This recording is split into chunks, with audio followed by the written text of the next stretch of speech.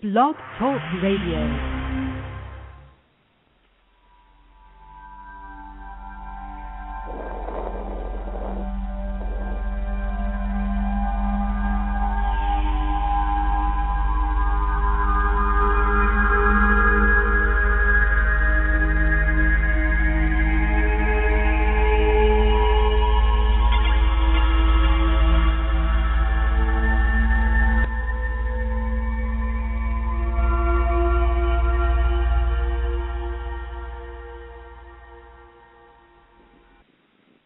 Thank you for tuning in once again, everyone, to the Universal Truth Evolution Blog Talk Radio channel.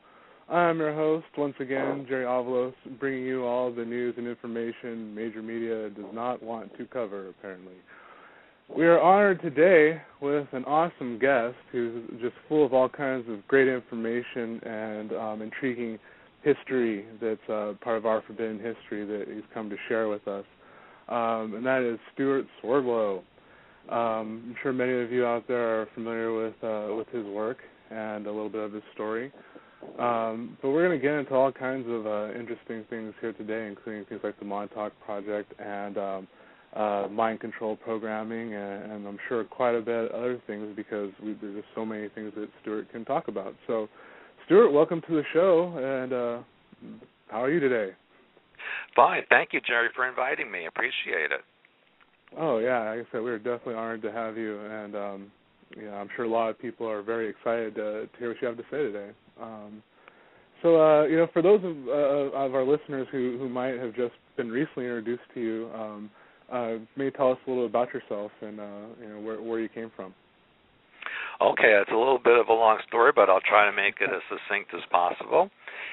Basically, if I go back a little bit in time, my great-uncle was the first president of the Soviet Union, and my grandfather was sent to the United States in order to help found the Communist Party and to entice workers to come back to the Soviet Union, the so-called Paradise. And my grandmother was a Soviet spy in World War II. So I have a little bit of a sordid background, but I do like to tell the listeners that, at least in World War II, to remember that the Soviet Union and the United States were on the same side. So because of that family history, my family was monitored here in the United States very closely. My father was taken into use in underground areas in El Paso for work for the government. And I also, because of that background, was used in government experiments, especially Montauk Project from 1970 to 1983. So that's generally how I came to do my work during the time in the Montauk Project, those 13 years, because of the microwave and the ELF bombardment of my body, and because of the other manipulations they did genetically, I was left physically blind so that all I could see were energy fields, colors, archetype systems that generated from hyperspace. And the point of that was they were trying to create a person who could see into other realities without the use of a device. So in other words, they wanted the person to become the device. And this also involved time travel experimentation, esoteric weaponry, weather control, all different kinds of electromagnetic experiments that were conducted at the Montauk Project. And so when that crashed in 1983, it was kind of like having a plug pulled out of the wall and everything falling out of you. For most of my life, I really had no concept or idea on how to blend in or fit into the normal society. So I had a lot of difficulties, and still do at times, but I do manage to function, and that became an anomaly in itself because from the government's perspective, I shouldn't be able to function at all. And so they were always very interested in watching me, studying me, and they still do keep an eye on me. And it's kind of a battle that we have back and forth between us. And so I felt if you have lemons, you're going to make lemonade. And so I took all of the work that they taught me how to do, and use it for a positive direction in order to help people. The government use the work to control people and manipulate them, and what I try to do is to deprogram people, help them to understand their mind patterns, use their protection techniques, open up the 90% of the brain that they are not using and the 97% of the DNA that they're not using, so that you can become the whole and complete person, reintegrated that you were supposed to be. And that basically is what leads me to my current lifestyle and my current life and work, which is to go around and help people as best I can and in any way that I can. Awesome. That's definitely a noble endeavor, and I definitely appreciate the turning the lemons into lemonade attitude for sure. We try to put a positive spin here as much as we can on Universal Truth Evolution, knowing that there's some deep dark stuff that goes on, but there's also the other stuff too. So, right. It's very, very intriguing. And so the Montauk Project. I'm sure a lot of our audience here is probably fairly familiar with it, so I'm going to jump into certain parts of it. But so the chair, were you involved with that chair then that's reported about that they use to look into different things or create portals and such? Oh, yeah, the Montauk chair, which is very famous from the Montauk book series, was actually from the technology from Sirius A. That was not really human technology. It was either given or exchanged to us from Sirius A. And the psychic that was used on that chair most of the time was Duncan Cameron, as the audience may know. And I personally did not use the chair or was a target of the chair, but I was used to help boost the energy of the main psychic, so that there were several people whose energies are very powerful, and they enhance the use of the chair's occupant, if you will, kind of like a battery backup for the person. And sometimes we would be in that room, and sometimes we'd be in other locations, depending whatever the necessity was. But that chair was a technology that has been extrapolated upon since that time. It's amazing to think that the Montauk Project actually ended 27 years ago. So you can just imagine how much more of an advancement they've made since then. Yeah, I'm sure we can only imagine here, especially hearing the stories these days from whistleblowers like Aaron and such. And that's very, very intriguing. The chair, because I'm a fairly visual person. I'm an artist by trade. We never get a description of what it looks like. Does it look like any other chair, and where were you situated in relation to this chair? Were you guys configured in a specific arrangement, and was that on purpose if you were? Things like that. That's what I'm curious about. Okay, the chair itself, if you can imagine a kind of a super modern dentist chair, almost like a lounge chair, but only more metallic, of course, where the body would go on it was padded. And around the head area, there was armrests, by the way, on either side, and on the head area were these protrusions that would come out to either side of the temple of your head. So there'd be a left and right protrusion, and then there would be another piece that would come up over the top that would connect to your crown area of the head. And the hands would go into these slots on the arms also. All of the person who was sitting on the chair would be hooked up to electrodes and other types of connections in various parts of their body. I don't want to be too graphic about it. It depended, of course, upon what they were intending to do. If it was opening up a vortex, if it was just scanning a mind, if it was just as a foray into some dimension or alternate reality. There were so many different possibilities that were used by that chair.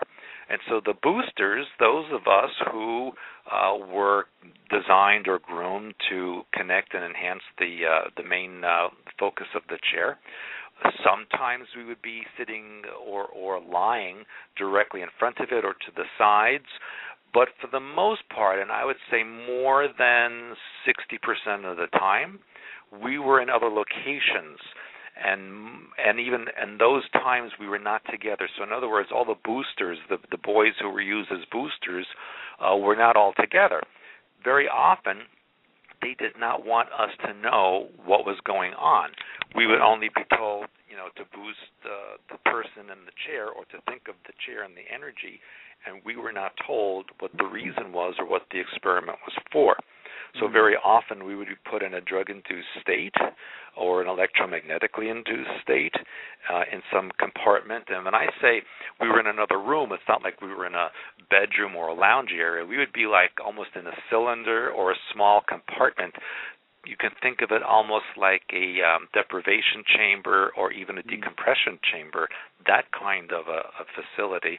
And we would be strapped down into our chair, which was not quite like the Montauk chair, but it was maybe a reduced version of it. And the only purpose of that chair was to take our energy, almost like a magnet, and suck it out of us, directed by our own minds. And then it would be downloaded into a computer where it would be amplified and used either with the chair that the psychic was in or sent into a transmitter of some sort. Interesting. So I remember in accounts from Dan Burrish when he talked a little bit about how, I believe he's talking about the same chair. He was saying how it has to be tuned to the whoever's using it, their brain waves. Is that something that you can corroborate, or is that something you're aware of? Well, again, it was Sirius A technology, and most of their technology connects the brainwave or mind patterns of the occupant to the technology of the chair. So, for example, if you're thinking of an apple, that's what would be manifested energetically by the chair in some astral way, or even sometimes physically manifested.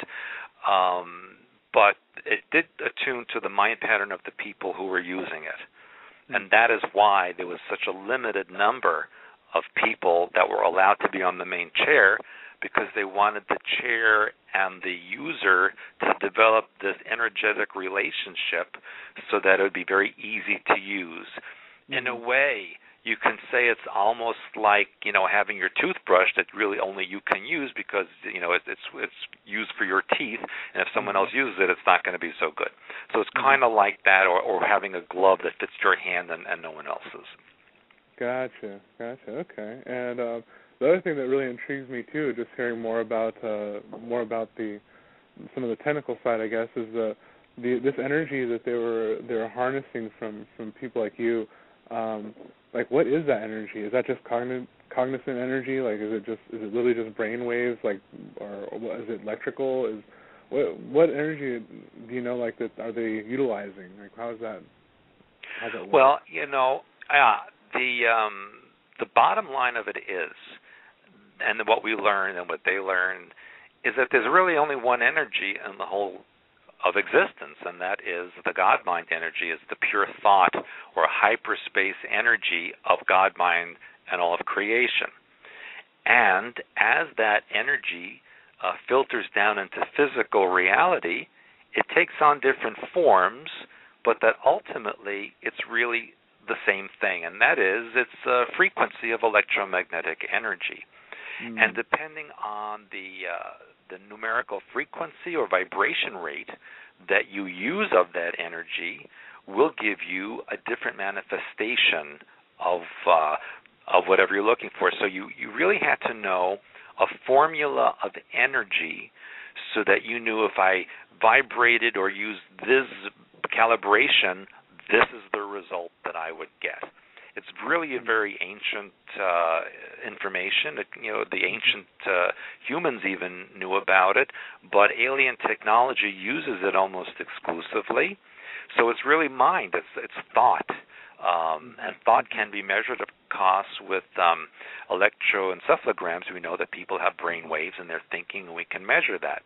So it's that energy that's emanated from the mind, and that can be captured and stepped up and transmitted, just like electricity, because it really is a form of electricity. Yeah, that's interesting. It's to me, like I said, it's fascinating seeing how these quote unquote subtle energies are amplified in a sense, or tuned, shall we say, to this reality. I have a question actually from our audience. Wondering if there was a form of crystal or living crystal that was used to collect this info that you're aware of. Well, what I knew of in those days, they had what was called Cray computers, which in those days were the supercomputer of the time.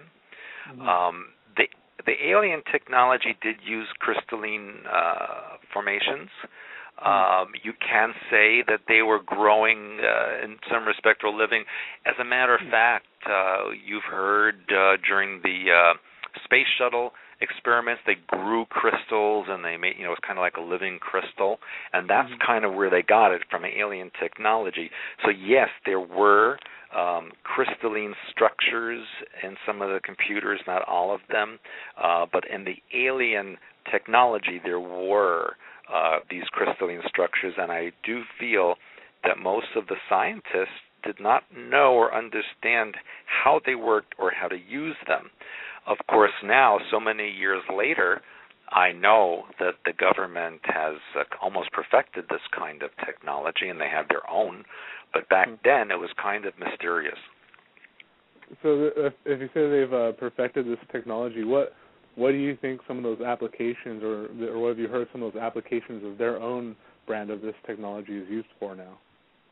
Well, they do have now these new laser weapons that they use that employ these crystalline technologies.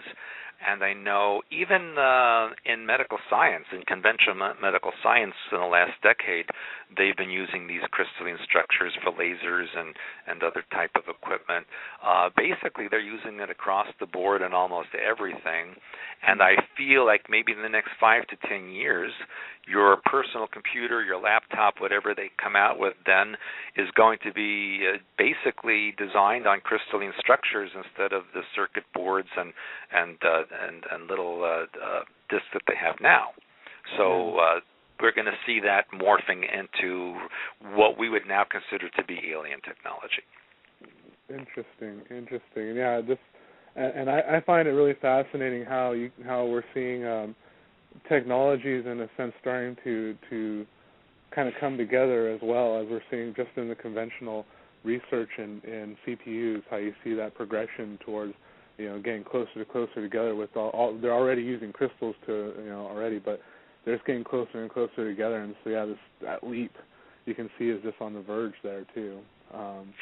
Well, in addition to that, and I've written about this actually a couple of years ago, the Israelis are devising a computer system that actually uses human DNA, because they found out that the human DNA structure can hold more information than any computer chip that they can manufacture. And so this is also something that's very alien in design, because, as you may have heard, sometimes the vehicles, the spaceships, UFOs, whatever you want to call them, they're actually living entities. They're not only devices, but they're alive, and they have their own DNA. And so we're going to see computers that have DNA operating them, and then the question becomes, is the computer alive? Does it have rights? Exactly. That's why I made that comment of that's awesome, because it's like, because to me, I just, this is just my own personal belief, but I think that everything does have a consciousness in one way, shape, or form, and the more we honor that, the more the universe honors us. And so when we're forced with that kind of issue of like, hey, this thing has a DNA, my laptop now literally has a persona in a sense. How am I going to deal with that? Well, that's right. That's it kind of reminds me of that movie I, Robot that was out a few years ago. And is cyborg alive? Is it a person? These are questions that will have to be answered. Yeah, absolutely. And like one of the other subjects that really intrigues me on all this is the AIs that have reportedly been developed that are very sentient. And anything about that? Is there anything that you know about that? Well, as a matter of fact, I was going to say the technology that they admit to having, or I should say the technology they release to the public, is actually not what they have for themselves. The government has technology which is literally centuries ahead, if not more, than what is released to the public. So they talk about creating robots. I know in South Korea and Japan they've created these robots in the shape of human bodies that actually have skin that you can feel and touch and actually looks human. And that's just what they're showing you. But I know that they have already, long time ago, created cyborgs or AIs, as you call them, that you couldn't tell if they're, they could be standing right next to you and you wouldn't know if it was a human being or not. That's very intriguing. Just because, as we say here in Universal Truth Evolution, we try to bring to light these things that people don't think are real but really are. Right, so, exactly. Yeah. Mm-hmm. Yeah. So the more accounts we get, the better. Well, you know what else is that they've even announced this about 3 years ago, that there's a company, and I forgot where it is, it's somewhere in the United States, they're developing a chip that you can implant in a person's brain, and that chip will download all of the person's memories, thoughts, emotions, etc., so that when the person passes on, the family has this chip that will be removed and has the whole person's personality and memories and everything about them right available. See? So can you imagine that? And then if that's implanted in a robot of some kind, in effect, or if they clone the person and implant this chip back in that clone's head, they'd have the person back again. Yeah, pretty much. Yeah, and I'm guessing that's probably what got I don't know if you want to call them grays, but that race that like Dan Bursch was talking about had that degradation of their DNA happening because of too much cloning. Yeah, I'm guessing that's probably when those complications start rising, right? Yes, but that will be overcome. In fact, it has been overcome privately, where there is no degradation of the DNA. Interesting. Mm-hmm. I figured there would be more to that story, considering just being familiar with how that time, space, the astrals, whatever you want to say, flows. That there has to be some reconciliation on the collective, awareness of what we call now, and then hearing the story through time. So there has to be some kind of resolution. So yeah, that doesn't surprise me, and I'm sure it's probably a very, very intriguing story of how that happened. Yeah. Again, what they release to the public, that means that they've already completed it, and they just want to see what the reaction is publicly. If you remember, was it about a year ago, they announced that they had perfected teleportation of bytes of information, and that they were even working on transporting single-cell creatures, So if they're admitting that, then they've already transported, armies. Yeah, it's already been moving around all over the place. What are the things that actually I want to talk a little about too is your sight, your vision. So were you then blind pretty much to the regular usual spectrum of light then? Is that how I was what happened was they recalibrated my brain so that I could only perceive energy, so that the physical optical nerve didn't work other than shadows or light flashes. And so basically I could see we all really only see through our brain, but the eyes as a camera were not functioning. So they wanted me to perceive energy at all times, regardless of whether my eyes were open or closed, etc.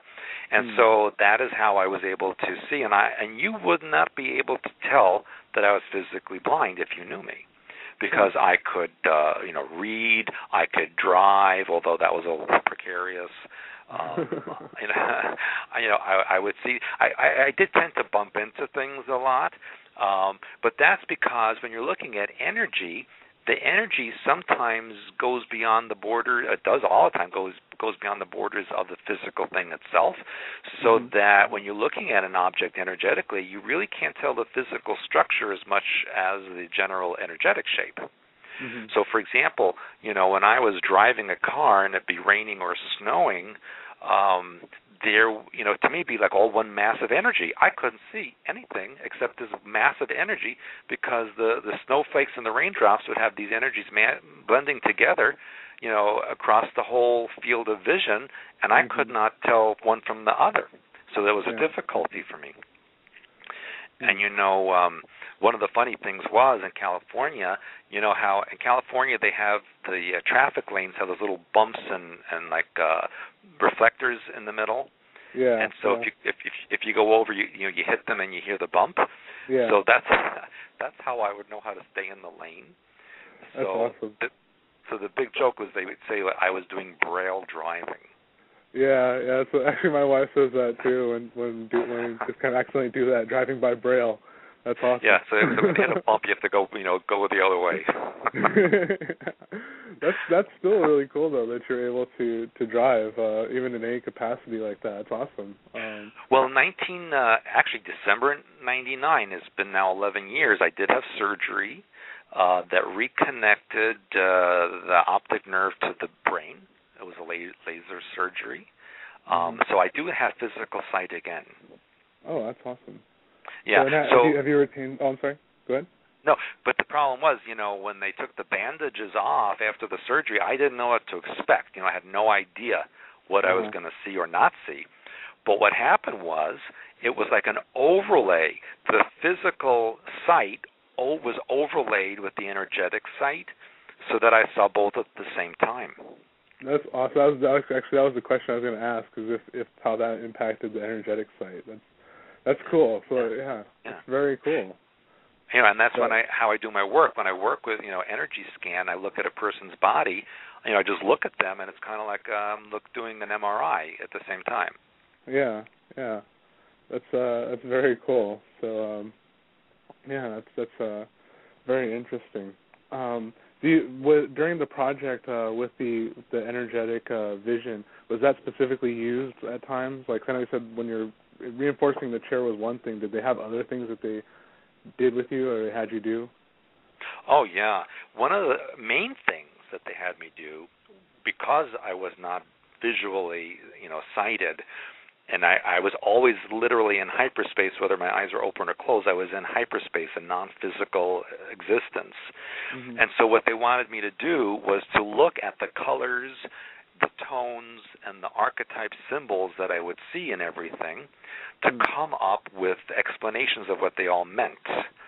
Because then you can devise formulas of putting the color, tone, and archetype together so that you can create physically whatever it is you want to manifest. Mm-hmm. So in other words, they would have me look at an object and say, okay, what color is the object energetically? What archetypes are coming out of it? And then they would know that's the formula for that object. And they do that. Yeah, and they would do that with organs. They would do that with animals, anything that you can think of. And that was one of my jobs. And that's why in my book, Healer's Handbook, I have in there a dictionary of all the archetype symbols that I remembered, and I put in there. It's one of the most comprehensive dictionaries of hyperspace symbols that there is so far. Yeah, so that's awesome. In my so that that's one of the benefits that I got out of it. And basically any thought you have produces a symbol and a color and a tone. So when people say to me, well, how many archetypes are there? I'll say, well, how many thoughts are there in existence? That's how many archetypes there are. Interesting. And so one of the questions I'm seeing on that subject is with the formulas, does that include like frequency of maybe the appearance of these archetypes, or does that have anything to do with it even, or like, and how does that work really? Well, for example, what we did was kind of backwards. So, for example, let's say we looked at an apple as an example. So an apple had a certain energy, color, and a certain archetype, and I would draw that to them, and then they would take that symbol and that color, and they would put that into the computer, and the computer would then backtrack that to a frequency variation or frequency vibration, so that they knew, okay, this vibration produces an apple, see? And then the various changes in the frequency would produce a different kind of an apple or even another kind of object. So it was kind of of a testing like that, hit and miss to see, okay, this vibration produces this object and vice versa. That's how it worked back then initially. And then, of course, it got a bit more sophisticated, and they were able to, Jerry, actually, every word in every language has a vibration and tone. So that is how they can get into anyone's mind, by taking these frequency codes, transmitting them into any person, brain or mind pattern, and the person hears the words or thinks the words and believes it's their own thought. Oh, okay. And conversely, because when we think we emit sine waves, brain waves that come out, those brain waves can then be downloaded and translated into words, so that you're thinking in a vibration, but those vibrations are the words you're thinking, and then someone sitting in a white van down the block can pick that up and say, okay, he's thinking about X, Y, and Z, because they can translate that into words. Yeah, that's intriguing.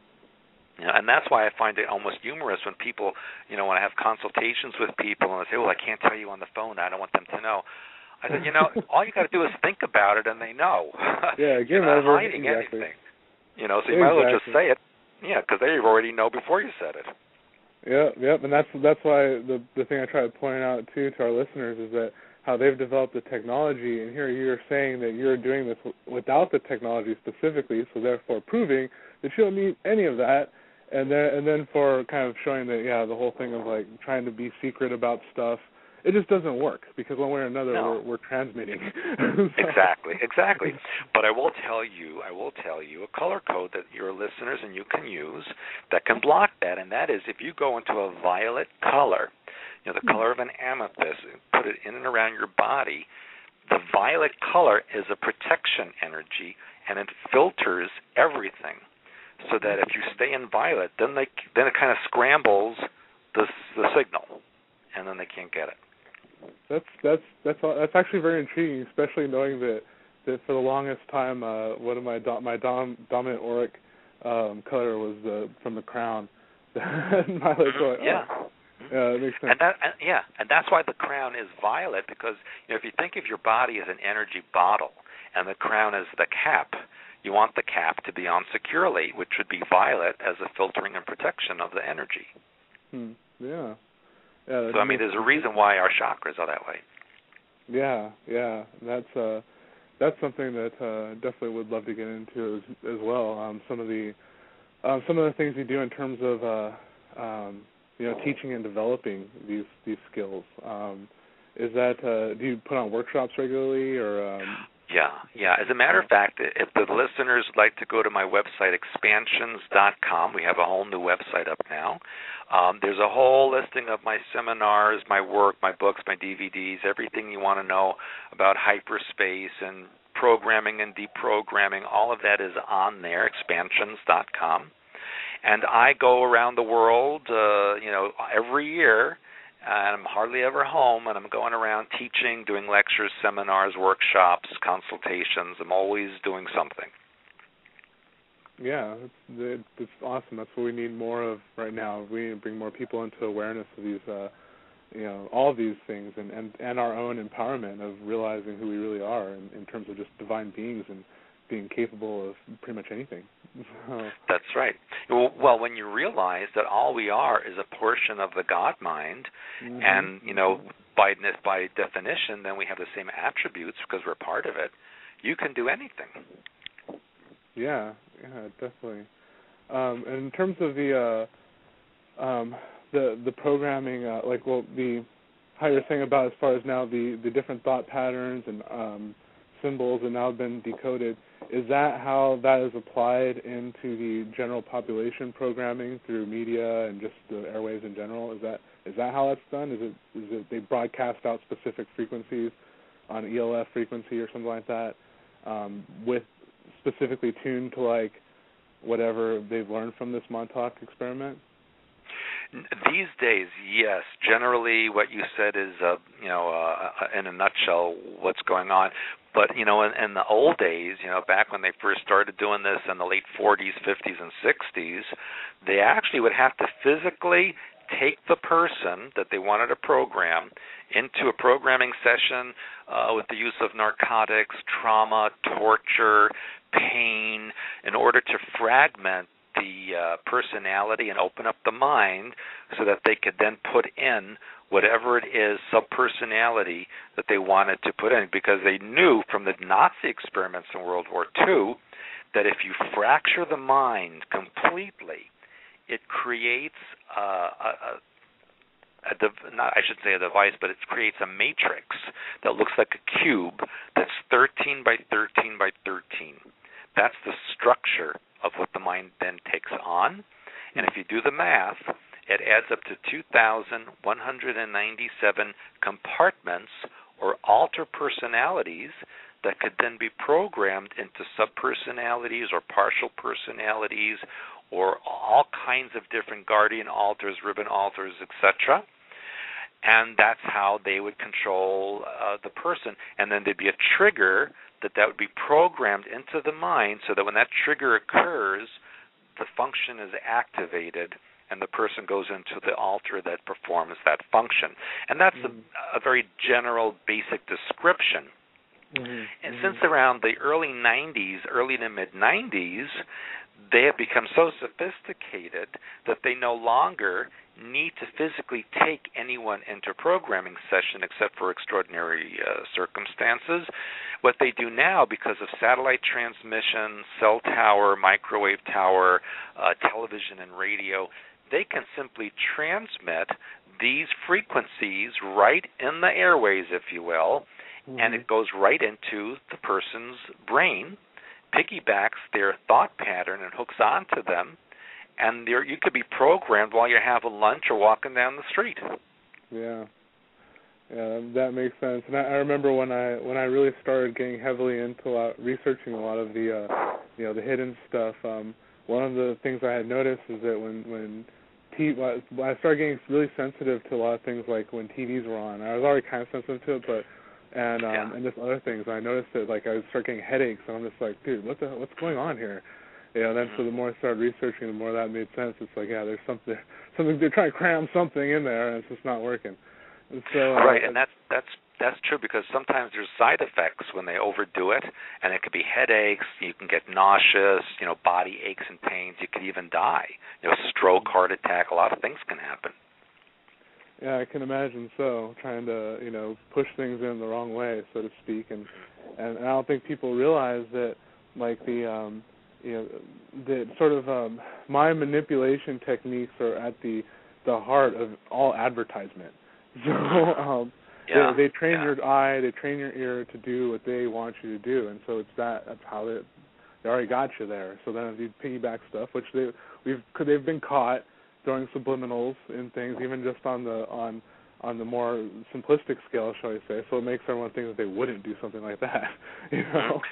Well, yeah, even large corporations have admitted, like, for example, Coca-Cola admitted that their Coke vending machines transmit an ELF to make you think you're thirsty when you pass by that machine, so you want to buy a Coke.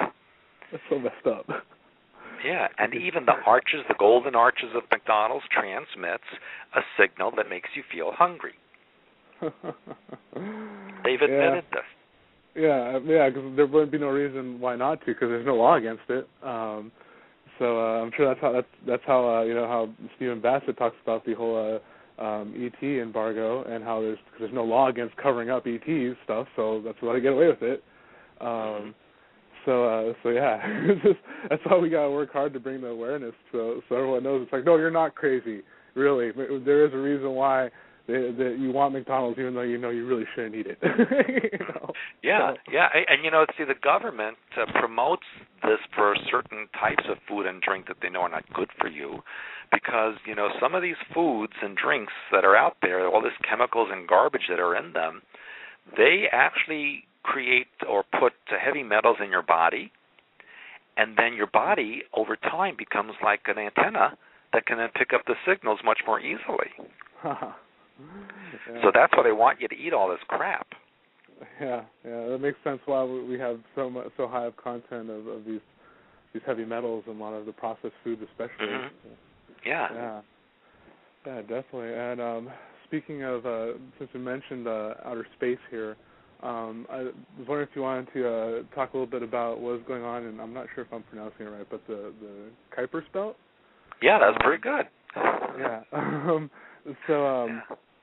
But yeah, 'cause I know you're saying that you're seeing.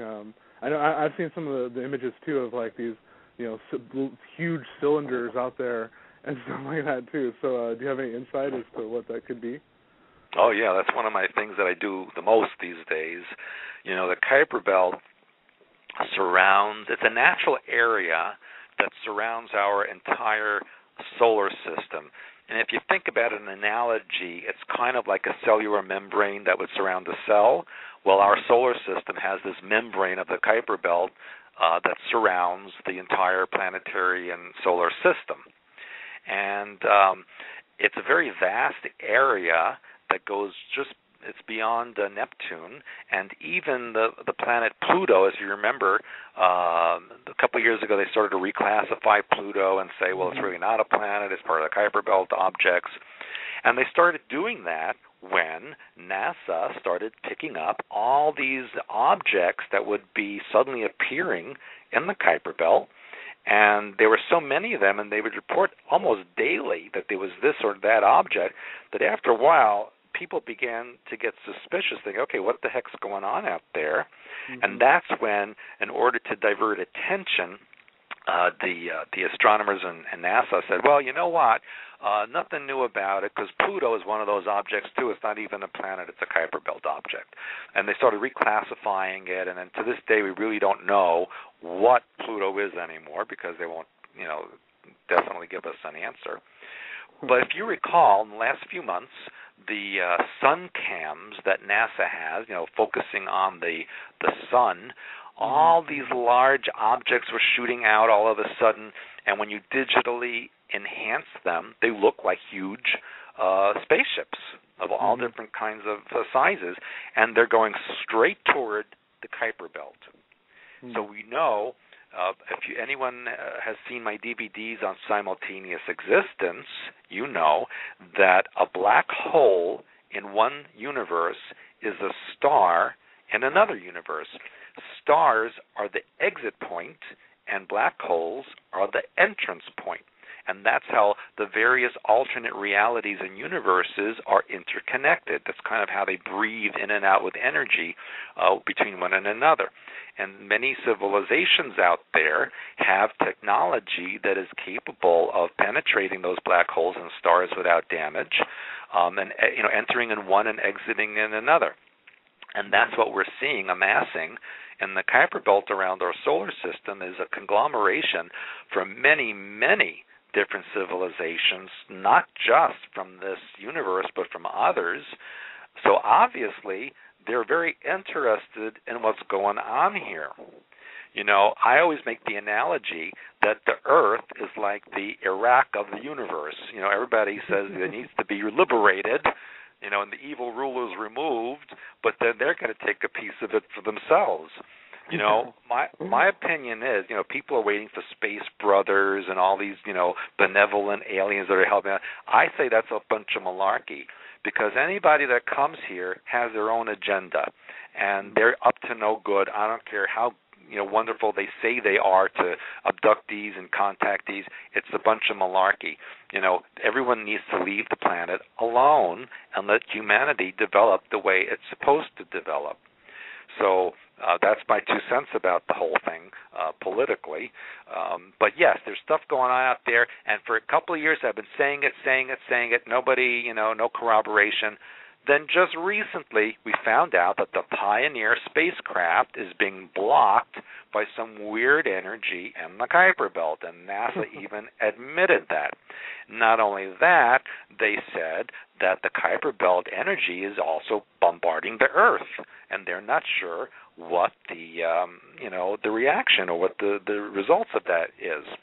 Mm-hmm. Then, just was it a couple of weeks ago, they said, hey, there's this large dark object in the Kuiper Belt that's hurling comets and asteroids at us. I don't know if you read about that one.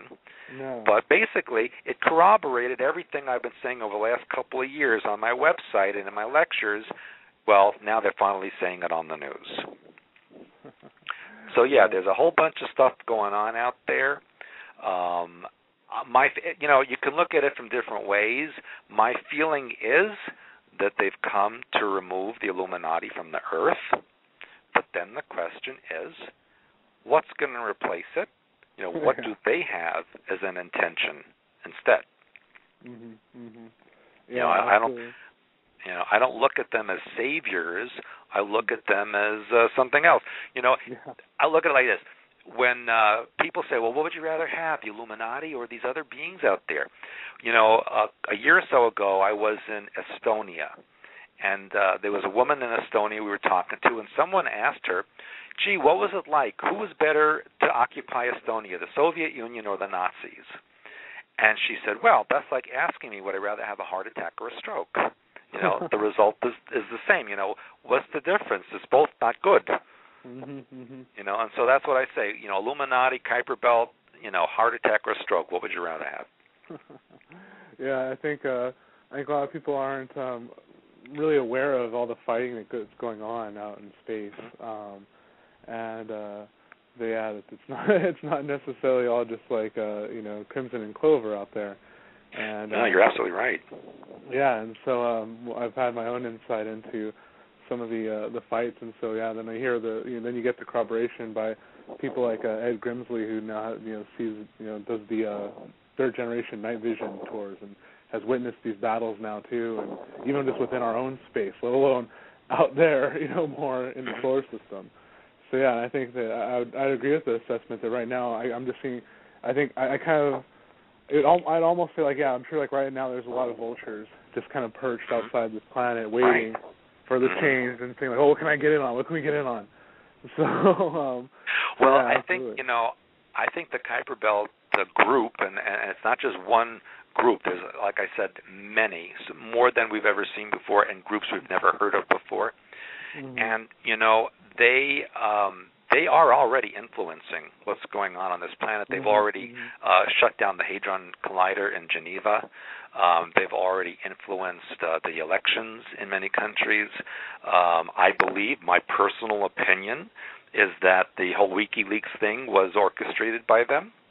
I think that they're here to undermine the Illuminati by having the people of the Earth, remove them for them. Mm-hmm. See, that's part of the plan. But what their agenda is a mystery. Only they know. Anyone who says they know what the Kuiper Belt beings are doing, it's not true. Even I can't say that. I can only say I assume they're here to remove the Illuminati, but no one knows why or what the replacement will be. Mm-hmm. But you're right. In Montauk Project, one of the things we learned was that the universe is a dangerous place. There's no love, light, and peace out there. There's more war out there than we've ever even heard of on this planet, and that's saying a lot. Yeah, I can imagine. I think a lot of people don't realize that. I think they're kind of mistaking possibility with positivity, and because there's a lot of possibility out there, but that's the whole thing is that there's possibility for both things. There's going to be really cool stuff, and there's going to be a lot of things out there that aren't. Right. So that's why I think it's. Oh, I'm sorry. No, it's people think, well, if they're advanced civilizations, they must be really lovely, wonderful people. But that's not what it means. It just means they have better weapons. Well, fancier cars, in a sense. Yeah. Right. But and it's because it's just going to be more of everything. So that's why, I do sympathize with, or definitely agree in a sense with what you're saying, in terms of how some people pull out hopes into the 2012 moment when it's really not a moment. Get over it. It's everything's going to keep going on, but it's just going to, we're going to see an amplification of all these things, and because it's just life. Life is that's a whole other category, the 2012 stuff, which is all about really mind control and programming. It's nothing to do with the end of the world or, things changing for the better. It has to do with the Illuminati's deadline for global domination. we know about their great unveiling and their second, their fake second coming, and actually, honestly, even the Project Bluebeam concept I know is a hot topic right now. And actually, I was talking with Aaron about this, and he was talking with Alfred about this, and how we're all kind of seeing how they've kind of come to that point where they either have to try to pin something on a race, or they just have to make one up. So yeah, I don't know what your thoughts are on Project Bluebeam. Well, I've talked about Bluebeam for many, many, many years, and it's a very old technology. In fact, I tell people that in 1962, the U.S. Navy was actually testing Bluebeam in Havana Harbor.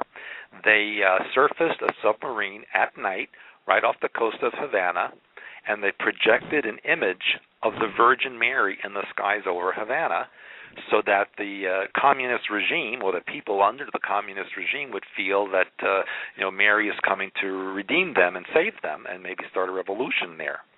So that was in 1962. 48 years ago. You can imagine the technology advancement since then. And we have seen evidence of Bluebeam now all over the world. First of all, that Medjugorje in Yugoslavia was a Bluebeam project.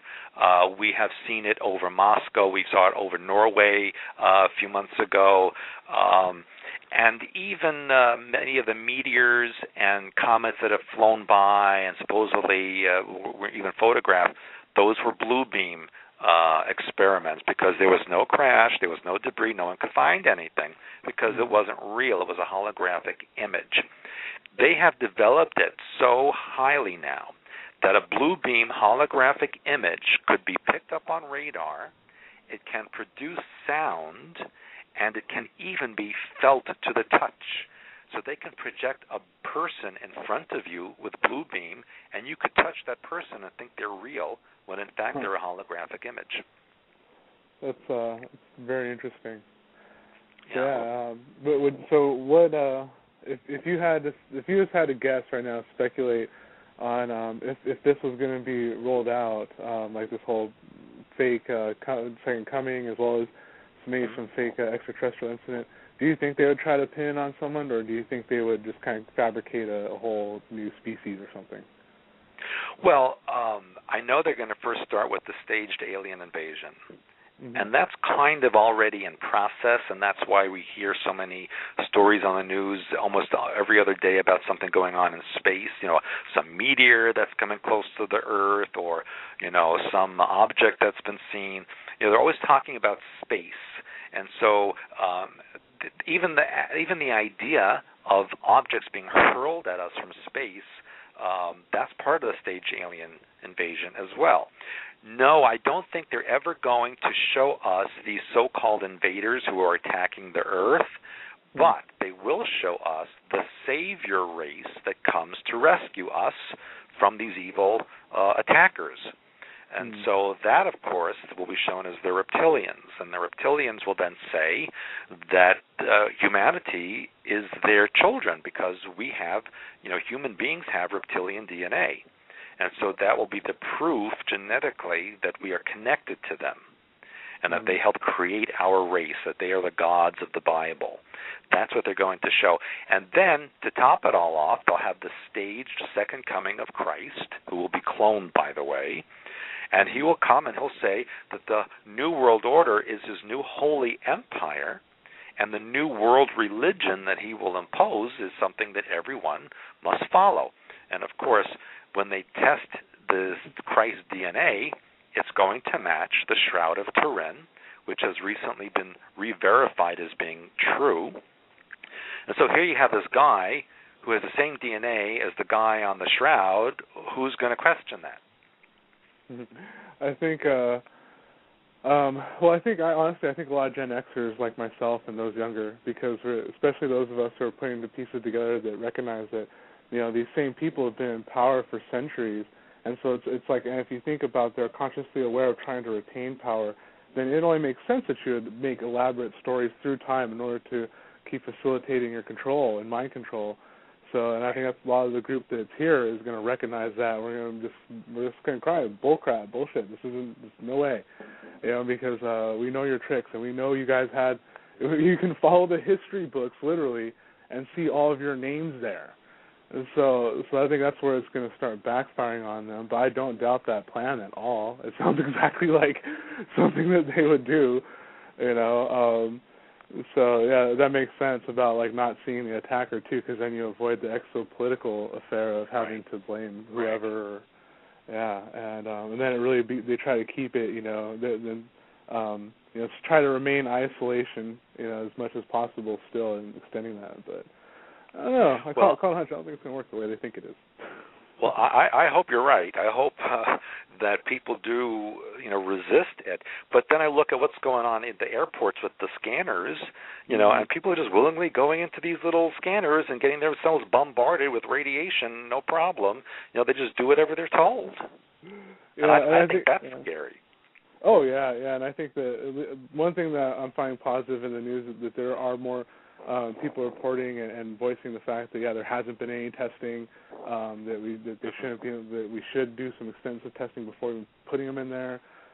So we're getting that at least, and it didn't take years. You know what I mean? That's the other thing. I think you could probably, I'm sure you noticed too, is like how before, like a lot of these, when we'd be outspoken about some stuff, it'd take years, and now it's like months. Now at least it's like, no, hey.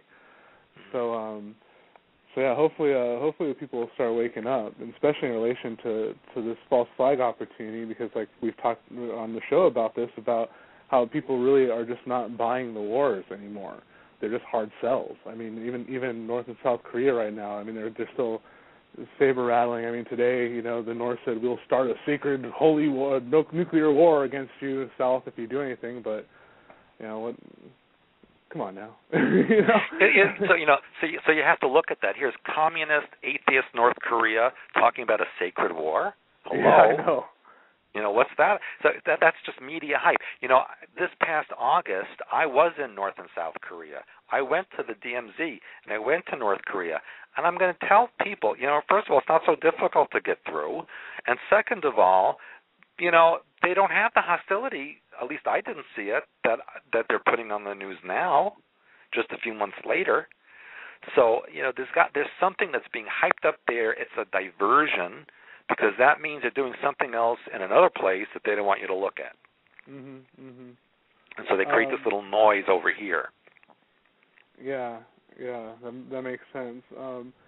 Just out of any of your observations, is there any in the universe, shall we say, does there seem to be like one more dominant sort of presence, at least in this area that you've noticed? You know, like won't say, I don't necessarily say like a referee or in power or just more advanced. Is there any race that you've noticed that is more in that role here in this area?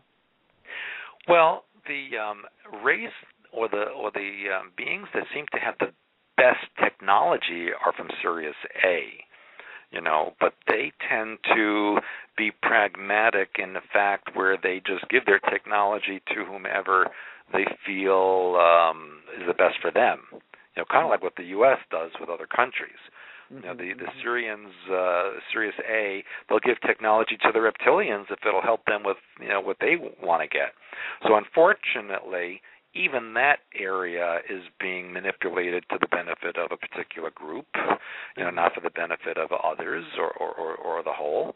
But quite honestly, the real benevolent beings out there do not interfere because they know that it is not their role to interfere. Yeah. Humanity has to learn for itself. You know, it's like the Chinese saying, if you give a man a fish, you feed him for a day, but if you teach him how to fish, you feed him for life. And so they're kind of teaching us how to fish by not interfering. Yeah, I totally agree with that, and that's one thing that I hear sometimes too, is like, well, if there's benevolent beings out there, why don't they come down and help? And this, well, because they know that, like you said, you don't want to infringe upon choice, and that's in a lot of ways synonymous with free will, or what people recognize that, because it's really choice, because then it turns into a manipulation of sorts. Right.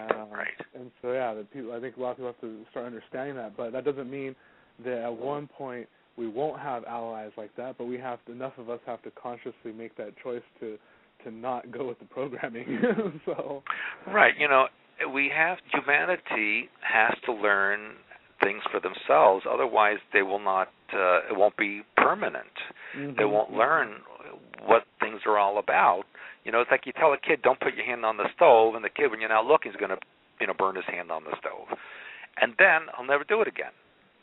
So that's kind of what the benevolent beings allow us to do. They allow us to burn our hands so that we know not to do that again. And then once we're aware, how to operate the world, then they can connect to us. But until then, we're too much of a liability. Yeah.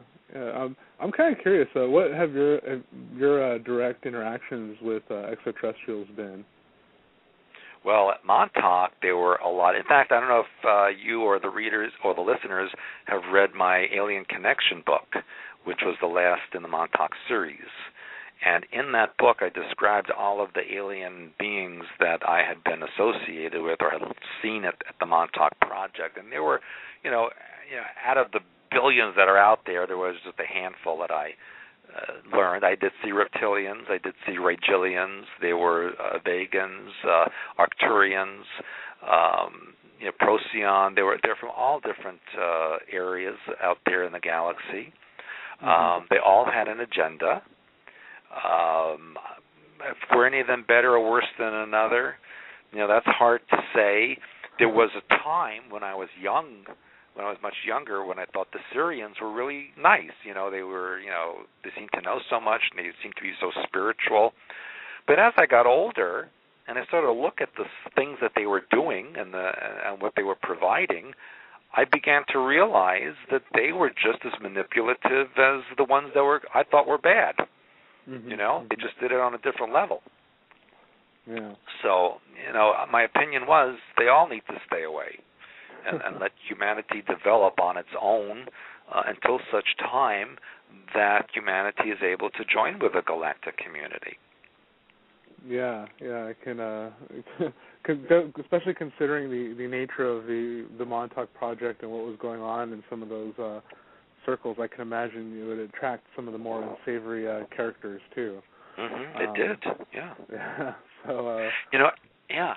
And not only did some of these alien groups provide technology that hurt humanity, but they also indoctrinated sexual magic ritual, which is a very big protocol that they use in order to enhance energies for programming or manifesting whatever it is that they wanted to accomplish. Yeah, we're at the top of the hour, and we actually do have a caller, but what I might do is we can go ahead and take our break now, a little 5-minute break here, allow you to grab a drink of water, use the restroom, whatever you need to do, as well as our listeners, and then we'll come back and we'll get into some more outer space stuff. It sounds kind of fun. So, okay. All right, so we'll have about 5 minutes here, so we'll go ahead and play a little pumpkin poem again.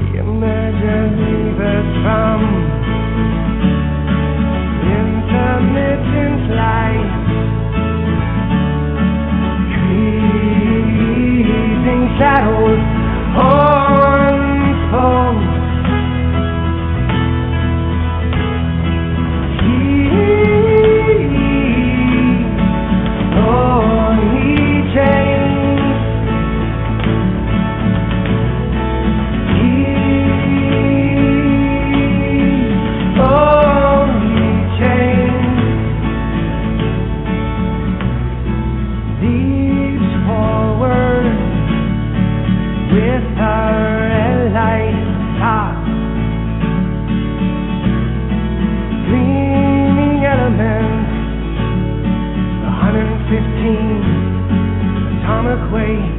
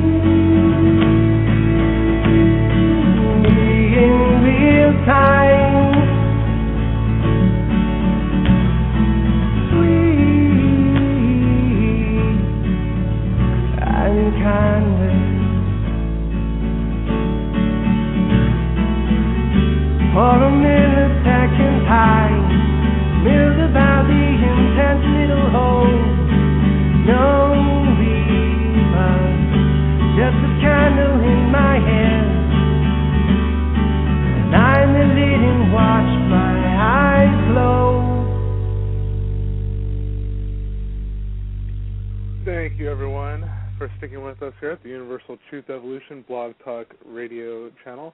We're here with our guest today, Stewart Swerdlow, talking about the Montauk Project, what's going on in outer space and inner space, for that matter, too. So, Stewart, you there with us? Yeah, I sure awesome. am. Great. Well, there's been a caller waiting patiently on the line with their hand up for a little bit. Maybe you can see what they have to say, if you don't mind. Sure. Great. Let's go ahead and talk to our caller. Let's see. Caller, are you there? Yeah, I'm here. Hey, so let us know who you are and if you have a question here, and we'll get right to it. Yeah, my name is Michael. I'm kind of wondering what your direct experience is with extraterrestrials, if you've had, or I mean, from whatever contact you have with them. If you could share that with us, that would be great. I have a couple other questions, too, but that's for now. Yeah, I kind of mentioned it earlier when I said I had worked with them at the Montauk Project. And in those days, basically what they were doing was observing what was going on. Some of them were providing technology. They also sometimes would examine us physically, would create, as I mentioned earlier, ritual that we would have to participate in. So there was a very wide range of experiences that I had with them. If you're interested, you can read my Montauk book. I described it in there in kind of detail. But most of my experiences, I have to say, were not pleasant ones. All right. As far as the heavy metals, is one of them perhaps titanium? Because I've been seeing a preservative, I guess that's what they're calling it, of titanium dioxide in certain food products. And I'm just wondering what the heck that's doing in there. Hello? Hello? So, Stewart? Can you hear me? Yeah. Yeah, we got cut off there. Yeah. Oh, yeah. Oh, sorry. Yeah, I was asking about titanium dioxide, if you know anything about that, because that's in some food products. Is that one of the heavy metals, titanium? That is one of the heavy metals. There's also cadmium. There's a lot of lead. There is arsenic. There is, so many of them in there. And basically what happens is it embeds in the cellular structure of your body and to the lining of your organs, and over time creates this shield, if you will, or field of the heavy metals, especially around the pineal gland area, so that it becomes a receiver. It literally creates a receiver that picks up the ELF and microwave transmissions directly into the body, not only the brain but all parts of the body. You become a human walking antenna. Well, I have been kind of feeling a little sensitive to electromagnetic frequencies lately, or as of late. I'm not sure if that's one of the symptoms, so to speak, but I'm at least aware of it. Yeah, well, that's very common. And I do recommend, if you are feeling like that, you can start off very simply by taking sea salt baths with Dead Sea salt. That will start the process of pulling out the heavy metals from the body. You should also consider going for an IV of chelation therapy, which will take probably several months to get most of that out of the body.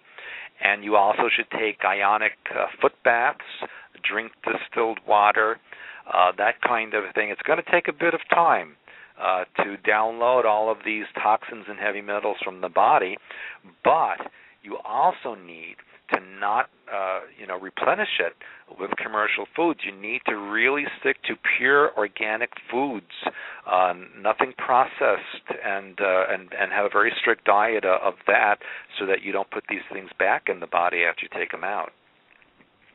Right. Well, I guess the other thing I was thinking about backtracking to what you were talking about as far as rights of computers. It's kind of an interesting parallel with what's going on here. I mean, with the way that they interact with us and whatnot. Who's to say that we're not in some way their computer system somehow? Right. Mm-hmm. It's true. That's very true. Well, if you think about all the metals in your body, and perhaps other things that have been put in there, we kind of are cyborgs in a way. Mm-hmm. All right. Well, that's pretty much all I've got. I wanted to ask those and put those out there. Thank no you, problem. Michael. Yeah, thanks for calling, Michael. Making a more interesting experience for all of us. So we actually do have another caller here. Okay. So feel free to stay on the line, Michael, or hang up and listen online. So I'm just going to put you on mute here for a second. We're going to check our caller. Thanks again for calling. No problem. And, okay, caller 212 area code. You're on Universal Truth Evolution Blog Talk Radio with Stewart Swerdlow. Yes, hi. Can you hear me? Yeah. Yes. Great. I had read your first book, Stewart, True Blood, Blue Blood. Thank you very much. And I believe it said in there, it stated or implied that even Christ, Jesus Christ, was following agendas set up by other, quote, maybe benevolent races. But if the message that he delivered is not to our best interest, what message of optimism can you deliver to humanity that comes from the God mind? Well, that's a very good question, and the answer is that the benevolent information comes from within you, because despite programming and despite toxins and poisons being placed in you, they can never disconnect you from the God mind within, otherwise you wouldn't exist. So if we all do our mental work to open up that 90% of the brain, that 97% of our DNA, do your hyperspace work and connect to the God mind within each one of us, then we do not need anything or anyone else. We have everything we need right inside of us, and it can be the director of our life forever. So that's what I would say, to listen to what's deep within you, the foundation, the core of who and what you are, which is the God mind within. That's what I hope and aspire to, and to teach other people to do that.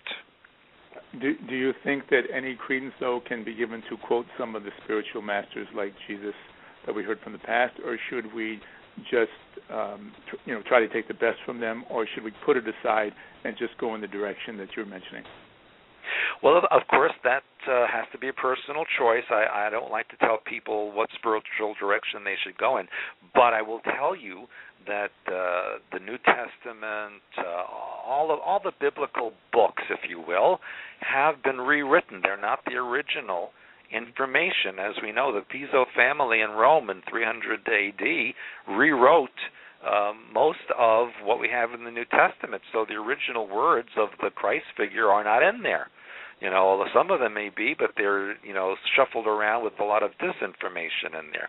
So by going into the holy books that are allowed out in public now, we're looking at rewritten works, things that have been overlaid with other material and changed. As we know, the Council of Nicaea did that in 330 A.D., so that the Bible has been stripped of much of the original information. So I cannot count on that as a guideline. I really feel that we need to go back to the original source. And in fact, that's why we're taking our trip that we're doing in June 2011 to the Waldensian territory in northern Italy and Switzerland, because they have the original information, and that's why the Catholic Church tried to kill them, because it was undermining everything of official religion. And so that's what my goal is, to search within myself for the information as well as externally in places in the world where I know the real true information still exists. Thank you. I take that to heart, and I agree with what you said. Another question, objective question. Was Christ representing other alien races?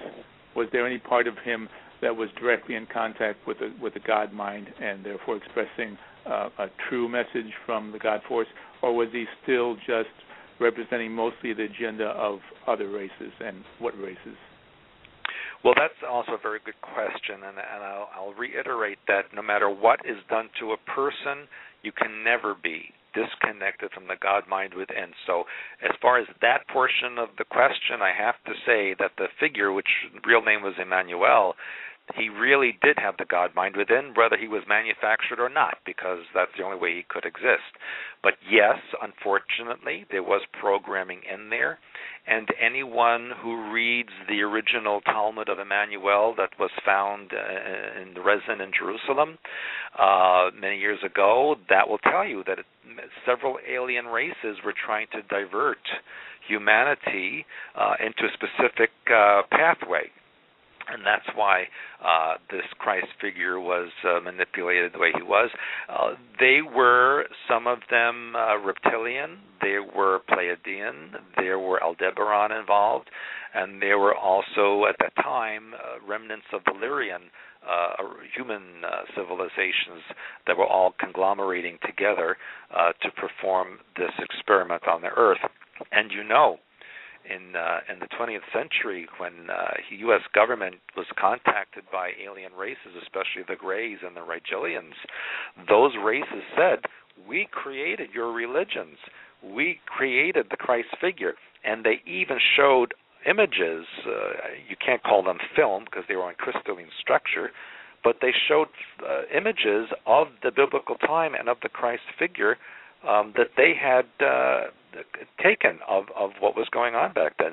So the government then knew that religion was alien manufactured and for the purpose of control.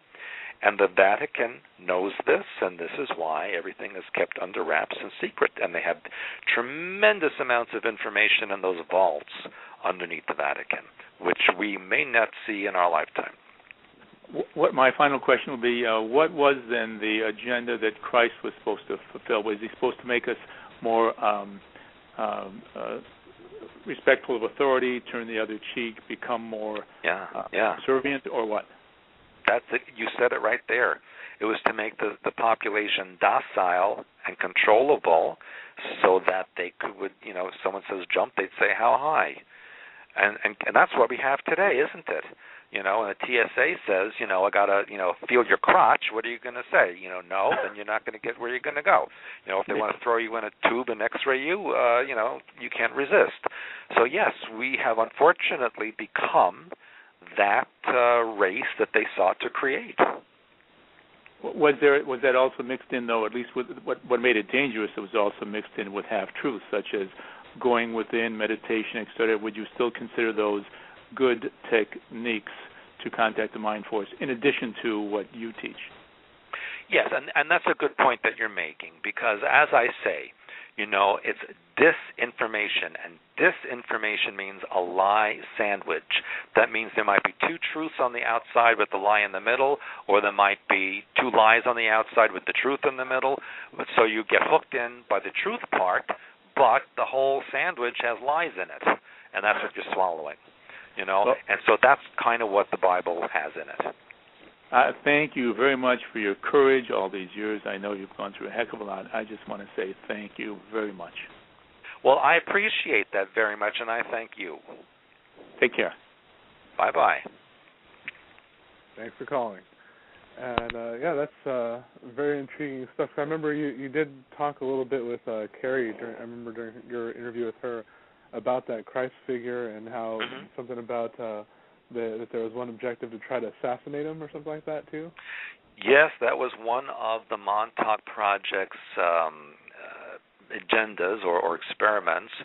When they started playing around with timelines, they figured, hey, we could go back then and change everything so the outcome is the way we would like it to be. Mm-hmm. But what they didn't figure on is, if you do that, you're not going to exist anymore because you've changed everything. Because one thing follows another.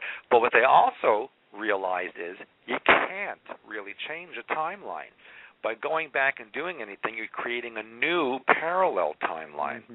So then it just becomes a question of which one will you focus in, because they all exist simultaneously. Interesting. Okay, that makes a little more sense to me too. Like why you hear like some of the other like Project Pegasus and that kind of do similar things, and how you hear that some of the people who experience this have experienced mental breakdowns, and I can see how that would be the case, because you're very, very conscious of these parallel existence, and you're like, which one am I in now? So. Right, exactly. Well, that's one of the exercises that I teach in my simultaneous existence seminars and DVDs, where you can actually go in to your own mind and look at your own parallel realities or existences to see what were the different possibilities and outcomes of your various choices. So, we can do that. Yeah, absolutely. Myself, I was actually born a natural lucid dreamer, so I've always been awake in my dreams in one capacity or another. So I'm definitely familiar with looking into parallel realities and then having to ground yourself to a collective one. Well, that's interesting. Yeah, that's my story is kind of weird and wacky too, but another time. But so I definitely understand that whole that what grounding really does mean something to me. You know what I mean? I totally understand what that means. Right. Yeah, because it's one thing when you're in a completely different universe, and then you're next to one you're experiencing, and then you're like, okay, am I really awake now? Well, Jerry, I'll tell you, Jerry, there really isn't difference between dream state and waking state. Just the rules and regulations. They're both valid. Yeah, definitely. That's one thing. So with your teaching and your workshops, so some of the deprogramming that you get into, what is there like areas that you focus on with that, or is it kind of like a general technique, or is it a philosophy? Oh gosh, that's a vast topic, and the listeners may have read my True Reality of Sexuality book and 13 Cubed and Hyperspace Helper, and I have a whole series of DVDs on mind control and deprogramming. It's a vast topic. It's a science. And yes, it depends on what programs you have within you, which ones are active, which ones are dormant, which ones need to come out first. And when you deprogram, you must go very slowly and very methodically and carefully. I call it, I like to use analogies, and to me, deprogramming is like an archaeological dig of the mind. Just like if you were going to excavate a city, you can't just stick a shovel in and start digging. You'll destroy something underneath. So when you deprogram, you have to go layer by layer by layer, carefully, and then you decide what direction you need to go in next. So there's a whole protocol on that, which the listeners can look up at on my site, expansions.com. Yeah, great, X. That's one of the things that I like to talk about on here too, is just presenting other, I guess you can call them modalities in a sense of reprogramming, because as you kind of stated earlier, that we are all really, in a sense, cyborgs. We are really kind of piloting these vessels from a hyperdimensional source. Right. So the more aware we are of how to, configure our box, so to speak, here, the better off we'll all be, and we'll all be likely to manifest, that future that we really do want, that where people don't buy into the fake ET crap and all that stuff. Right, that's right. And it's a good thing you said that, because most of the information out there about ETs is crap. It's New Age disinformation or diversions from the government. Most of it's not accurate.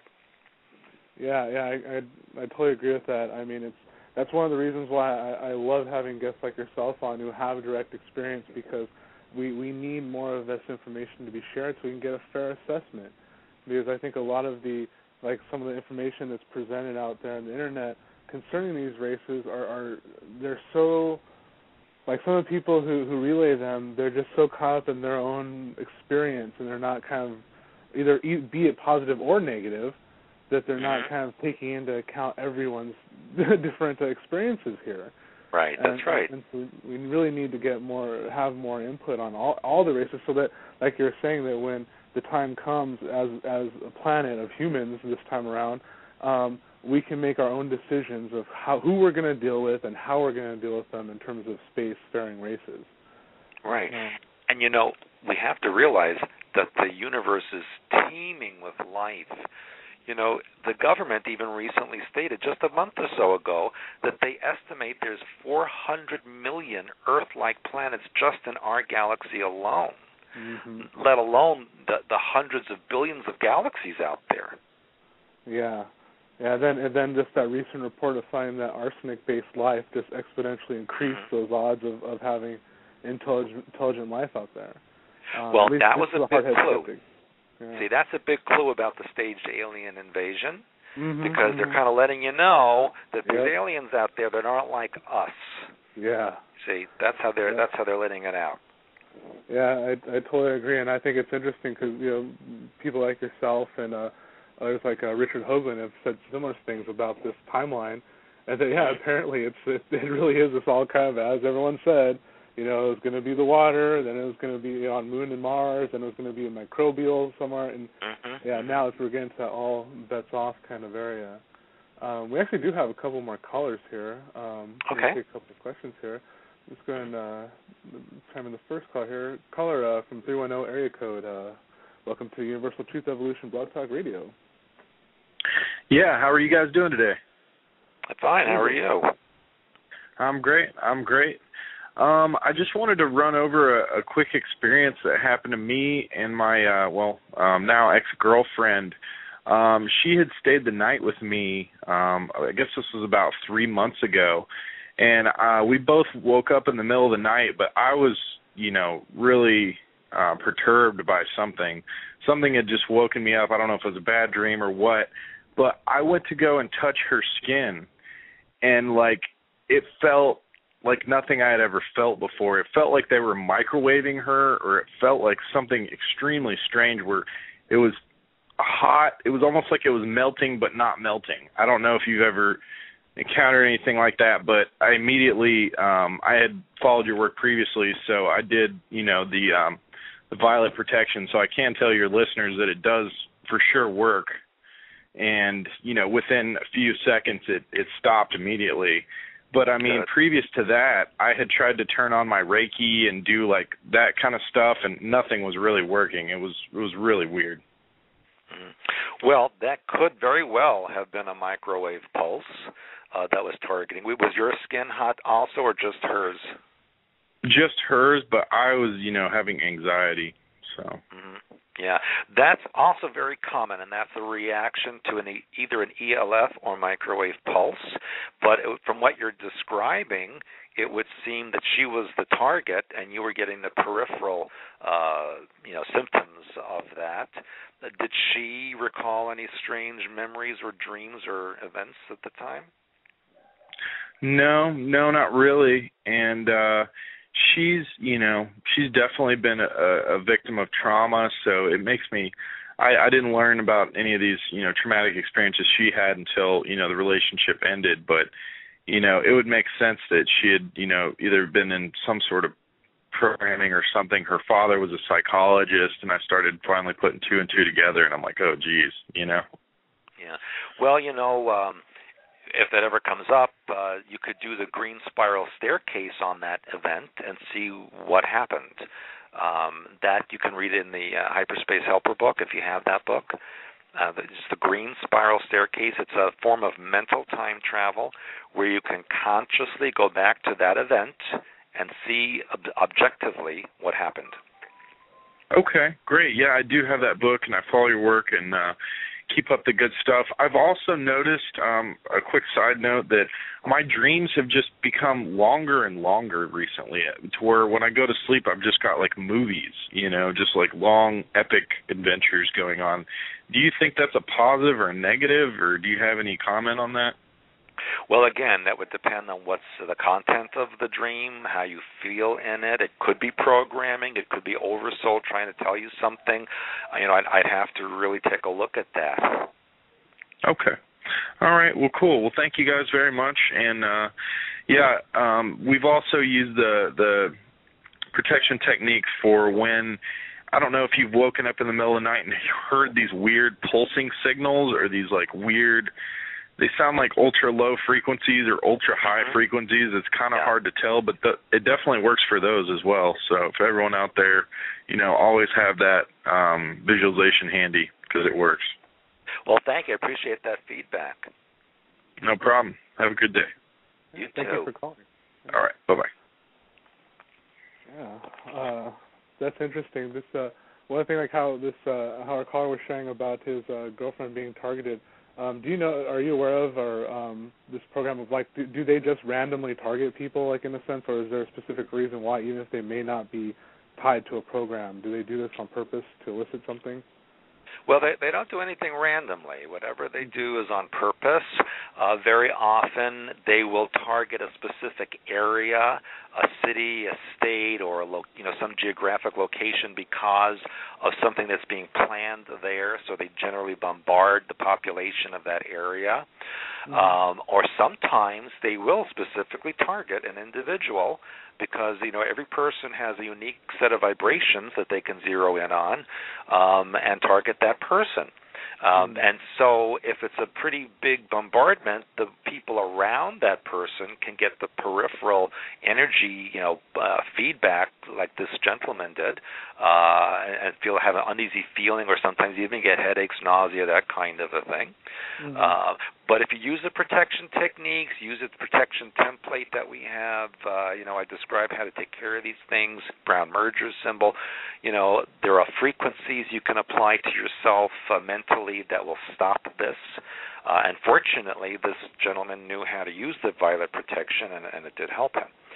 So there are ways to counteract all of this if you know what's going on out there. Yeah, definitely. So we have another caller, so let's go ahead and see what they might have to share with us here today. Caller from 212 area code. How are you doing today? Welcome to the Universal Truth Evolution channel. I'm doing well. Thank you for the program. Stewart, regarding health and healing, what is our potential or capabilities to heal ourselves, say, for example, from things like cancer or diabetes, and secondly, to even physically heal vertebrae or herniated discs? Well, everything that you've mentioned or any other illness or condition can be corrected because we must realize that whatever we have in our bodies, whatever is manifested, we have created mentally. For an example, what you mentioned about cancer. All cancers are called from held resentment mind pattern over a period of time, and where the cancer manifests is a clue to the kind of mind pattern that's being held and resented. So these are things that you look at, and of course, right away people run to medical professionals and that kind of a thing. But I unfortunately have to tell you that the medical profession as it stands now is not designed to cure you. It's designed to cover up your symptoms and keep you sick. Because if you get well, they go out of business. See? So medicines and surgeries, those are all crutches. Those are all patches that they put on it. You need to work on the mind pattern. No matter what the issue is, you need to fix the mind pattern that created it and replace it with a mind pattern that is beneficial to you instead. Do we therefore then even have the capability to rebuild bone or cartilage tissue? Absolutely. Bone symbolically represents support structure in life. So where you have an issue with the bone represents that kind of a support. If you visualize shiny copper on the bone for a minimum of 45 seconds daily, that will strengthen the bone and regenerate the tissue. You can also use warm castor oil packs over the area, take omega-3s, virgin organic coconut oil. There's so many things that we can do naturally and easily on our own that can completely heal the body. Besides the copper on bone, is there anything that would heal the disc in the back? Well, the shiny copper visualization will heal it. You can also go into a far infrared sauna and build up with that over time so that you're doing 30 minutes a day for about 6 weeks. That will also heal the bone tissue. There's a lot you can do. Ionic foot baths, as I mentioned earlier. But I think the best thing for the bone is to do the shiny copper and look at what part of the body is it located in and what mind pattern is associated with that needs to be corrected. That's great common sense. And the last question here I would ask is, are there any, besides what you've mentioned during this interview, is there any other message from God Mind that you would like to give to humanity in general, besides what you mentioned about doing your own self-healing? Well, as far as message from God Mind, there's a gazillion of them, and they're all pertinent and needed. Basically, we are here in physical reality to learn that we don't need to be in physical reality. I explain in my work that this is an aberration in the thinking of God Mind for not taking responsibility of thoughts internally and then needing to externalize it so we can see it in front of us and then deal with it. That's what physical reality is all about. So when we take responsibility for all of our thoughts and emotions and correct them to the way they should be, then our life and our existence will be perfect in every way. Great lesson. I appreciate that. Thanks again. Have a great day. Oh, you're welcome. You're welcome. You too. Thanks for calling.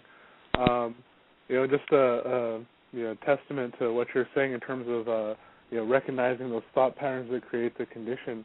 Kind of something that corroborates that was just released today in the medical news today, actually.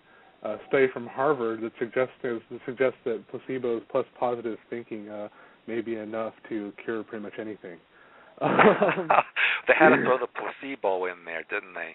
Well, they said it doesn't even matter though, because they said that in this study they said that they even told people you're taking a fake pill and you're going to be happy about it. Right. So and that's just it, because basically it's the mind. So they told those people what to think, and the people thought those things, and that's what worked. Yeah, pretty much. And so they say, they want to keep on looking into this, of course, but. I think on the other end we know that this already to be true. So it's interesting that how that truth is being sort of sandwiched now, as the way it's pulling off. That's right. That's right. That's why I say everything you ever need is already in you. It's just how you think. I use the analogy, if I may, that thoughts are like film, the brain is the projector, and physical reality is the screen. So if you don't like the movie that's playing around you, you have to change the film, which is the way that you think. Mm-hmm. Definitely. In terms of, because I know how some of these, you're utilizing visualization techniques. Is that part of kind of tuning yourself to some of those specific vibrations that you found over time working in the project and then on your own? Well, visualizations, the mechanics of it is that you're using both the left brain, the logical mind, the right brain, the creative mind, and you're merging them via the pineal gland in between, which brings the two together so that you take the logical and the creative, or the physical and the non-physical, and then you blend it to manifest something out of them. That's what the visualizations do. When we are doing strictly meditation, we're basically centering in the right brain, the non-physical, creative, spiritual mind. When we're doing prayer work, we're centering in the logical, physical left brain. So we need to combine them both at the pineal gland, and that is why I teach my exercises in the T-bar balancing at the pineal gland, where you balance the left and right hemispheres of the brain and equalize them. And I'm not sure if I've answered your question, actually. That makes complete sense. I guess I was just wondering too if some of those the imagery that I've heard kind of being shared right now, if some of those derive from when you're looking into things energetically and seeing the archetypes come off of them. Is some of that integrated into some of your techniques? Yeah, actually, yes, because if you make a sentence, a hyperspace sentence of the archetypes in specific colors, basically you're doing what I just mentioned, and you're taking the hyperspace, non-physical energy, and pushing it into the physical reality to create whatever you need. Gotcha. Very, very interesting. And then another thing that I had mentioned to you about earlier when we spoke before the show was I think our audience actually would be interested to hear about the incident in Israel with the UFO. Yeah. I'll answer that question. I just want to refer everybody out there to my video on that, which I have. It's on YouTube and it's also on my site. Have you seen it, Jerry? That video on the Israeli? Yeah.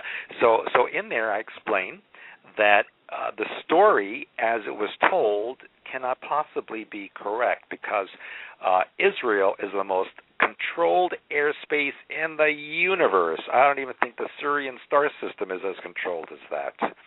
And so there's no way any object could have flown across a border or be launched from anywhere in Israel without that being detected. So the only logical explanation is that whatever this object was, and they're saying it was an unmanned motorized balloon, which is a bunch of malarkey, that it had to have descended from above, from the upper and high up in the atmosphere, and descended straight down, so it wasn't picked up on any radar, and then it hovered over the Dimona nuclear power center, which is the most secretive place in Israel in the Negev deserts, where they keep most of their nuclear weapons, over 200 of them. And so that was shot down, and they're saying they can't find the debris. Well, where the heck could it be? You know, if they shot this thing down, I know they would have seen where it went. There was not that much places it can hide in the desert in Israel. So there's a lot more to that story than being said. And I even mentioned in my article and in my video that probably be pulled off the news right away, and it has been. There hasn't been a bleep about it since that time. So that tells me, my opinion is, maybe it's coming from the Kuiper Belt. Maybe there was some kind of alien activity over there that was from a source that was unknown to them, and they don't want to reveal that. Do the powers that be have weaponry that poses a threat to these different races at large, or no? Well, you know, I have to say yes and no, because a lot of the technology we have came from them. So, you know, it's kind of like if we give weapons to the Afghan army and then we try to fight them, well, they have the same weapons we do. The question is, do they know how to use it the same way we do? So yes and no. There are extraterrestrial civilizations that have amazing weaponry that we could not possibly fight against. And contrarily, we have weapons that are of a match to them. So it's a whole wide range of stuff. Interesting. Who do you know of specifically of any of these races who might just have like like just the most mind-boggling technology or weaponry right now? Like, Well, I laugh because to the average person, if they saw what the American government really has, would be mind-boggling. Yeah. So the Syrians have this, the Aldebaran beings have. I mean, and there's so many out there that we can't even name because we don't know what they call themselves. They have amazing weaponry, literally that can hurl a comet or meteor at the Earth. So that's how amazing it is. Yeah, that's fairly substantial, I'd say. Yeah, absolutely. But here's what I think is the good news. Good news is, if they really wanted to destroy this planet, they would have a long time ago. Oh, yeah. So obviously they want it for something. They want to use it, not destroy it. So in a way, I guess that's a positive because, we're still here. Yeah, and I think that really should be a testament to everyone listening now in the archives about, like, how valuable apparently all of us here are.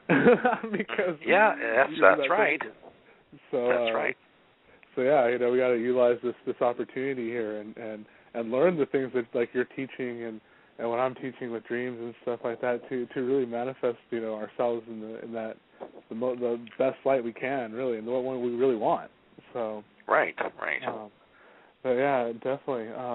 And so like with the whole incident in Israel, so you think that probably has that is probably more of an outside thing rather than figuring into this sort of like planned, invasion incident or something like that. So you think this probably really was like an intrusion then? Oh yeah, it definitely was, because if it was part of the blue beam or staged alien invasion, they would not have been able to shoot it down. First of all, and second of all, it wouldn't have been a story like that. Mm-hmm. They would have had an explanation. They would have had an ending to the story. Whereas in this case, it just pulled it. They just pull, and that's the clue. Whenever they pull a story and they don't reveal it, that means there was something up with that. Yeah, I agree with that. And then, so where would you think China falls into that with all the activity that was going on, day after day in China? Where they closed the airports and that kind of thing. Yeah.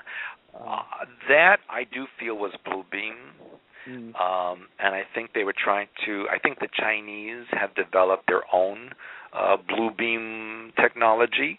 They're very good at copying the technology of others. Mm-hmm. And China would love to have their own New World Order, and occupy the planet. And so I think they were testing to see how the reaction of people to these things. Gotcha. Yeah, that reeked of military to me too. A lot of that instance. Mm-hmm. We actually have another caller here. Let's bring them on and see what they have to tell us. Hello, caller. You're on Universal Truth Evolution Radio. Hello, are you there? Hello. Hey, is that me? Yeah, that's you. Hello, can you hear me? Yeah, we can hear you. Hey, how's it going? Okay, how are you? Hey, how's it going? Good, and I had a quick question. I've read a couple of you guys' books, you and Janet. Great work you have. I had a quick question. Let's say for instance, you have techniques where you can kind of tap into, different parts of the mind and, your different realities and things like that. Let's say you tap into some of this stuff, and how can you shut it down? Is the grounding and the T-bar just, is that just sufficient, or are there, in case, certain things or whatever may happen that somebody may not be comfortable with, or basically just asking, how do you, turn it on? Is there an on and off button for this type of stuff? Well, yeah, that's why I have in all of my techniques, you will always see, I say put yourself in violet to filter and protect the energy, number one. And when you're done with the exercise, you immediately go to brown color in and around the body, because brown is a grounding and balancing. It pulls you back to the present moment and keeps you grounded and balanced at all times. So those are the safeguards that are built into the visualizations to prevent any negative circumstances from occurring. Okay, great. Also, real quickly, because so you also mentioned that, certain frequencies are, I guess, like detectable by certain technologies. So with grounding also, kind of be able to, lower you off the radar a little bit, or what I teach is like for ELF, bombardment, that kind of thing.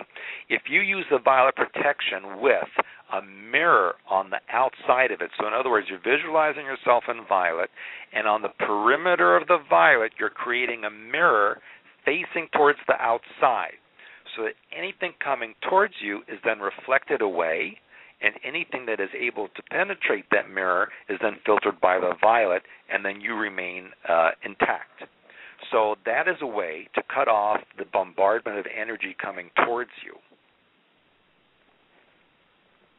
Okay, got you. Great. And how is this, I hear a lot of talk about, in the metaphysical community about the whole, what they call the Kundalini thing, and I think that I was just naturally had a certain amount of it already raised to a certain aspect maybe, and of course when you get older and you start to get kind of locked into the system, I guess you're more of your natural stuff, you start to lose it. But how does that relate to, the whole pineal gland? They basically explain it as, you raise your Kundalini up, and it supposedly, makes contact or whatever with your pineal gland. I've written about. Yeah, let me explain. I've written about that a lot, and I feel that anything that opens up or pushes Kundalini is very dangerous, and I do not recommend that anybody artificially or prematurely activate their Kundalini, because then all of your chakras will be open simultaneously in sequence, and if you're not prepared for that, it can result in both mental and physical illnesses as well as death. So I say, you already have Kundalini energy protocols and sequences built within your DNA, so that over the course of your lifetime, it will open slowly in a certain way to a certain degree. Not everybody is going to experience a full Kundalini activation in a particular lifetime. That depends on the person and their mind pattern and the needs for that lifetime. So when you force this prematurely, you're going to activate programming, illnesses are going to come up. That is not something that anybody should be doing. And I have all these groups that promote Kundalini activation techniques really are dangerous. And I think that, they're going to pay the consequence for that on their own, because of the things that they're telling people to do. You have to use your logical mind. You don't give the car keys to a Lamborghini to a 7-year-old, and you don't tell unprepared people to open up their Kundalini. See? So you just have to use your common sense, and you need to do things slowly and carefully, and realize if it doesn't feel good, don't do it. Great. So I guess there's people that say they have the spontaneous one. So what are they? Excuse the term, but are they just screwed, or is there a way to kind of make the process more manageable? Well, I think I kind of may have experienced that. Mm-hmm. When usually a spontaneous or sudden onset of Kundalini is usually done through programming or ELF transmissions. It's usually artificial. And that's what happened to me at Montauk, see. It was a completely bombardment to open up, because they know when they open you up, then they can program you very deeply and completely. As I mentioned, if you'd use your violet technique... How would you close down from that? Sorry? What's that? So how would you close down from that in case that once it's open, once it's open, you're not going to close it down. Once that opens up, that's it. So then you have to either manage it or learn how to deal with it. But if you use grounding techniques, you eat heavier proteins, you use frequencies like dolphin frequency, bear frequency, things that I mention in my books, then you're able to get a handle on it. As long as you're in the frame of mind where you have some semblance of control over yourself. Some people go into Kundalini activation and they're just, forget it. They're like they belong in a mental hospital. Okay, yeah, because it's kind of it can be kind of sporadic at times, I guess, and when you think you're kind of more grounded, and then it's just some random type of experiences or something. Well, again, there's no such thing as random experiences. Everything happens for a reason. Everything is controlled by the mind pattern. If you feel that you're being activated through Kundalini to one degree or another, immediately put yourself in deep brown, take a sea salt bath, eat some heavier protein, send it up to Oversoul, do Oversoul work.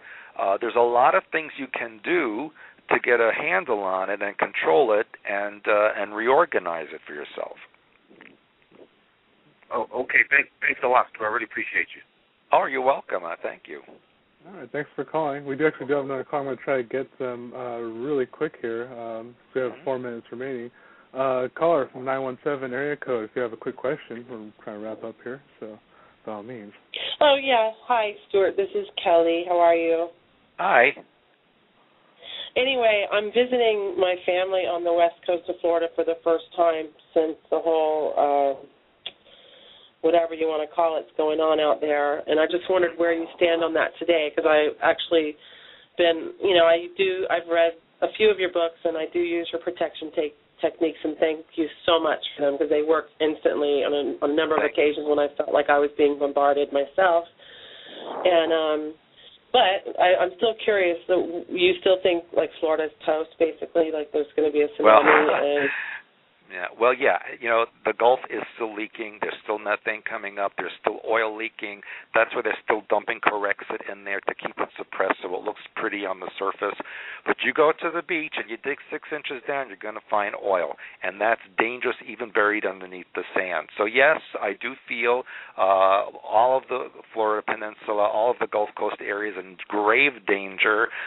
Fortunately, in the winter season, the air from the north pushes a lot of it out. But once we get towards warmer weather again, it's going to be felt. There's going to be a lot of sick people there. You might even see it now. It's not a healthy place to be, and eventually there will be a big explosion under the Gulf, and a tsunami will wash over the coastline. Well, thank you for... well, at least I'll feel safe here till the 30th when I'm headed back to Santa Monica. So anyway, happy holidays. Santa Monica's not too safe either. Well, I guess we all have to head to northern Michigan. Well, why not?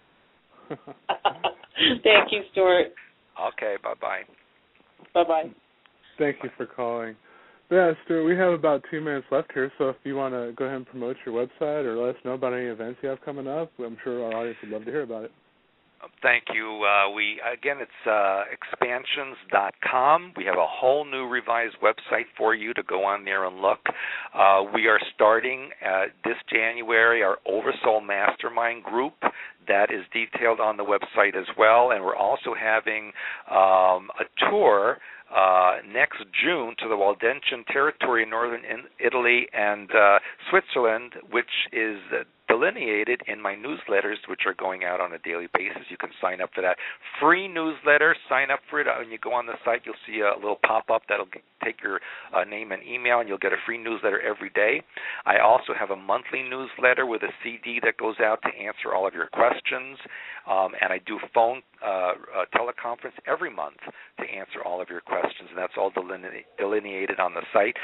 Gosh, there's so much out there, books, DVDs, seminars, every information you want to know about for health, mind, emotions is all on there. Expansions.com. Please go and check it out. It's really a one-stop shop for everything you need in your life. That's great, Stuart, and thank you so much for all of your effort and your courage for speaking and sharing as you do. It's a great aid to all of us here in this day and age. Thank you. I appreciate it. Yeah, thank you once again. Thank everyone for listening there and in archives. And tune in next week. We'll have some more guests on and bringing the news that major media doesn't want you to hear. So thanks again, once again, Stuart. It's been an honor and a privilege to speak with you these past 2 hours. Thank you. Me too. It's been a great time. You're a great host. Well, thank you very much. All right, everyone. We will catch you next time.